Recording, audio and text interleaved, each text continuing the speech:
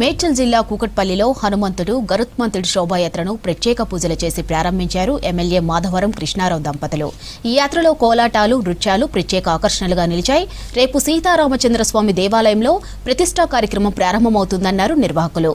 వచ్చే నెల 1వ తేదీన చిన్నజీయర్ స్వామి ఆధ్వర్యంలో హోమం, యాగం నిర్వహిస్తున్నామని తెలిపారు.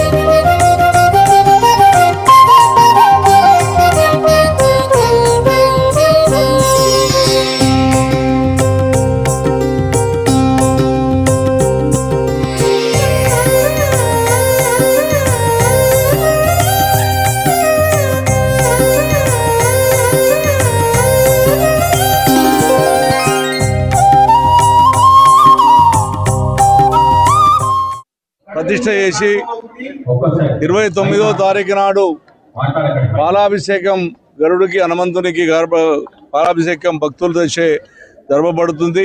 చిన్నజీయర్ స్వామి ఫస్ట్ నాడు ఘనంగా పూజలు జరగబోతా ఉన్నాయి.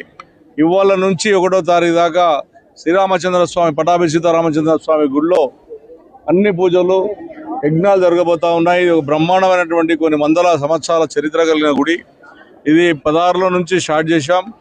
గరుడు హనుమంతుని విగ్రహాలు ఏర్పాటు చేస్తే బాగుంటుంది. తెలంగాణ రాష్ట్రంలో ఇంత పెద్ద విగ్రహాలు ఎక్కడ రాతి విగ్రహాలు లేవు.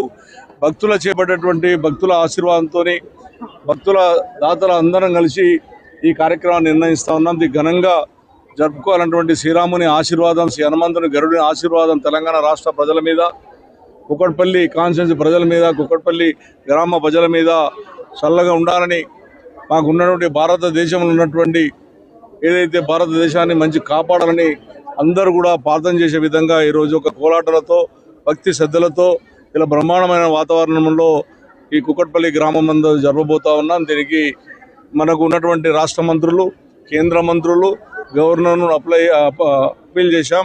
అందరూ కూడా విఐపీలు రాబోతున్నారు, భక్తులు రాబోతా ఉన్నారు.